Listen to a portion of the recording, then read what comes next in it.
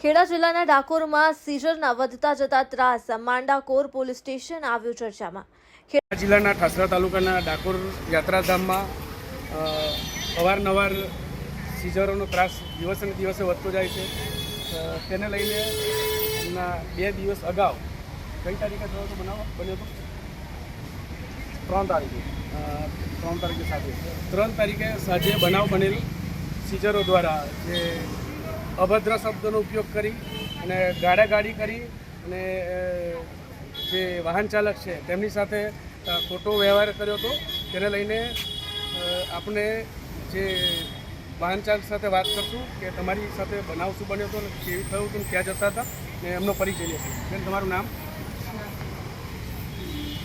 अर्चनाबेन दलपतसिंह चौहान। अर्चनाबेन दलपतसिंह चौहान।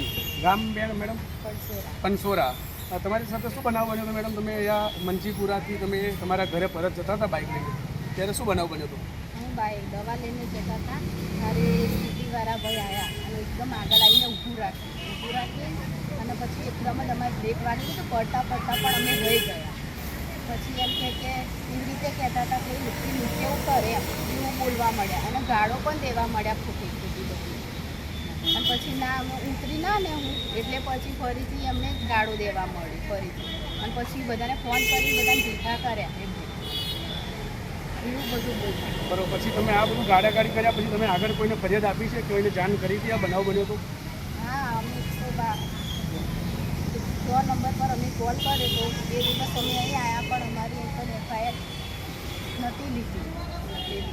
બેનનું કહેવું છે કે 2 દિવસ અગાઉ જે બનાવ બન્યો હતો તે બાબતે ડાકોર પોલીસ સ્ટેશનમાં ફરિયાદ આપવા આવ્યા હતા, પરંતુ ડાકોર પોલીસ સ્ટેશનના અધિકારી 2 દિવસથી કાચી ફરિયાદ લેવાની વાત કરીને અવારનવાર ધક્કા ખવડાવે છે ને અત્યારે જનતા નો આ જે મેડમ બેન છે આપણે એમને એવું કહેવું છે, વાહન ચાલક જે ગયા હતા અને આ રીતના જે બનાવ બન્યો છે તે બાબતે એમને એવું કહેવું છે કે 2 દિવસથી અમે ધક્કા ખાઈએ છીએ પોલીસ સ્ટેશનના, તેમ છતાં પોલીસ સ્ટેશનમાંથી અમને કોઈ સાચો સચોટ જવાબ મળતો નથી અને અમારી બાકી ફરિયાદ લેવામાં આવતી નથી।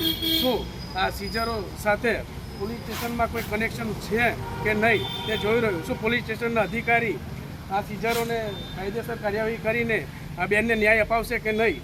દીવ મિરર ન્યૂઝ, ખેડા, ઈશ્વર પરમાર। દીવ મિરર ન્યૂઝ આખા ગુજરાતમાં ફેલાયેલી એક એવી ન્યૂઝ ચેનલ કે જે ખૂણે ખૂણેથી લોકોને મનની વાત, અલગ અલગ પ્રકારના સમાચારો દર્શકો સુધી પહોંચાડતા હોય છે। એટલે આ દીવ મિરર ન્યૂઝ ચેનલને હું ખૂબ ખૂબ અભિનંદન આપું છું, ખૂબ ખૂબ શુભેચ્છાઓ પાઠવું છું અને આપ સૌને કહું છું કે આ ચેનલને તમે લોકો સબસ્ક્રાઈબ કરો અને શેર કરો। આપણા ગુજરાતને અને આપણી ગુજરાતી ભાષાને આગળ વધારો। જય જય ગરવી ગુજરાત। હાય, હું છું ક્રુઝિન સિંઘાનિયા। આપની આસપાસના સત્ય સમાચાર જાણવા માટે જોતા રહો દીવ મિરર ન્યૂઝ અને હા, લાઈક અને સબસ્ક્રાઇબ કરવાનું ભૂલતા નહીં। Thank you. હેલો, નમસ્કાર, જય શ્રી કૃષ્ણ। હું છું તમારો પ્રિય ખજૂરભાઈ। તમામ ગુજરાતીઓને કહીશ કે સરસ મજાનું ન્યૂઝ એવું કે દીવ મિરર ન્યૂઝને જોતા રહેજો। જય માતાજી, જય શ્રી કૃષ્ણ।